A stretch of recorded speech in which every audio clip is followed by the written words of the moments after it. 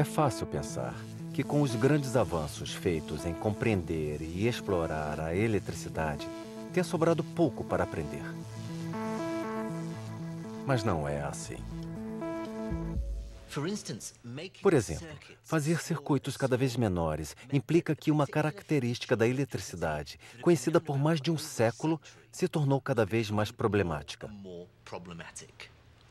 a resistência. O chip de computador deve ser constantemente resfriado. Se tirarmos a ventoinha, é isso que acontece. Está disparando. 100, 120, 130 graus.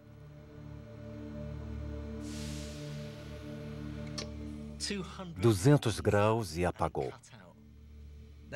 Apenas alguns segundos e o chip ficou cozido. Como os elétrons circulam pelo chip, eles não se mexem livremente.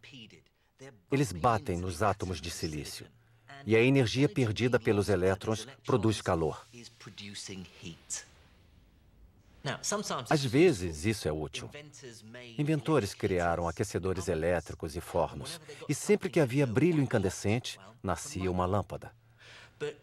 Mas resistência em aparelhos eletrônicos e linhas de força desperdiça muita energia. E é um grande problema.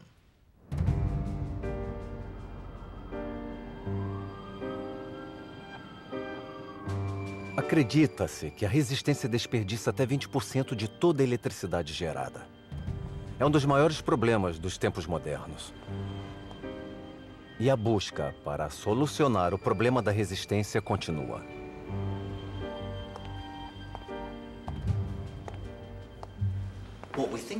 O que entendemos como temperatura é, na verdade, quantos átomos vibram em um material.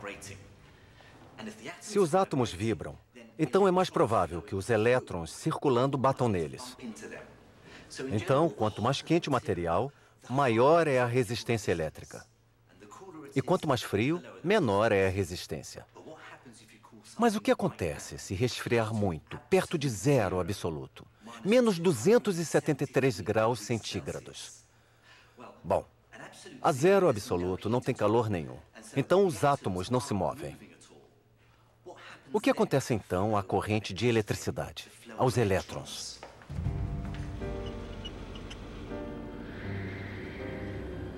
Com um aparelho especial chamado criostato, que resfria perto do zero absoluto, é possível descobrir. Dentro desse criostato, na bobina, tem mercúrio, o famoso metal líquido que é parte de circuitos elétricos. Este equipamento aqui mede a resistência do mercúrio. Mas veja o que acontece quando desço o mercúrio para a parte mais fria do criostato.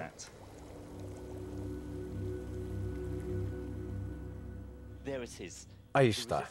A resistência caiu para zero. O mercúrio, como outras substâncias conhecidas, tem a propriedade de se tornar um supercondutor e não apresentar resistência nenhuma ao fluxo de eletricidade. Mas isso só funciona quando os materiais estão muito frios. Se pudéssemos usar um material supercondutor nas linhas de força e aparelhos eletrônicos, evitaríamos perder nossa preciosa energia elétrica para a resistência.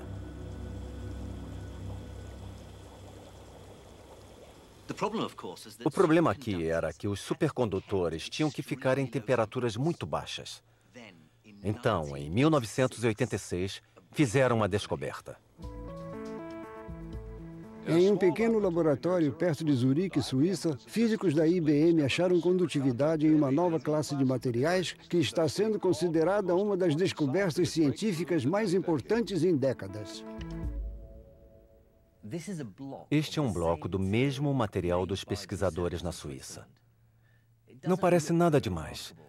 Mas quando o resfriamos com nitrogênio líquido, algo especial acontece. Ele se torna um supercondutor.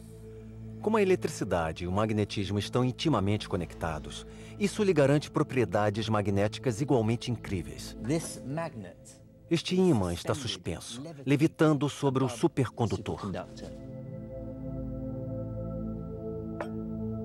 E a boa notícia é que mesmo frio, este material está bem acima de zero absoluto.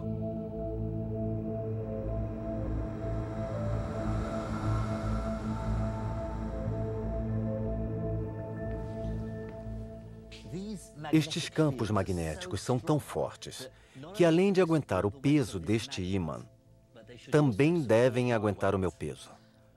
Eu vou levitar. É uma sensação muito esquisita. Quando este material foi descoberto em 86, foi uma revolução.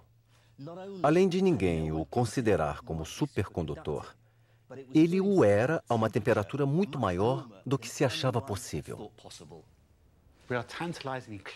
Estamos muito perto de ter supercondutores à temperatura ambiente. Ainda não chegamos lá, mas um dia encontraremos um novo material e o usaremos nos equipamentos eletrônicos para construir um mundo melhor, mais barato e sustentável.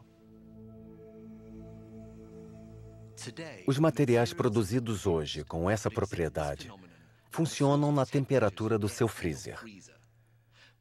Mas os teóricos não conseguem explicar esses supercondutores.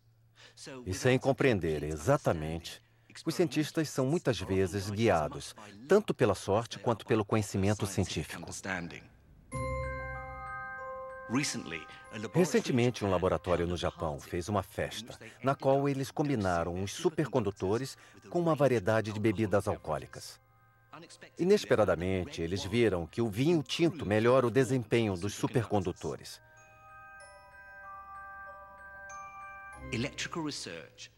A eletricidade agora tem uma nova chance de revolucionar o mundo, se supercondutores à temperatura ambiente forem encontrados.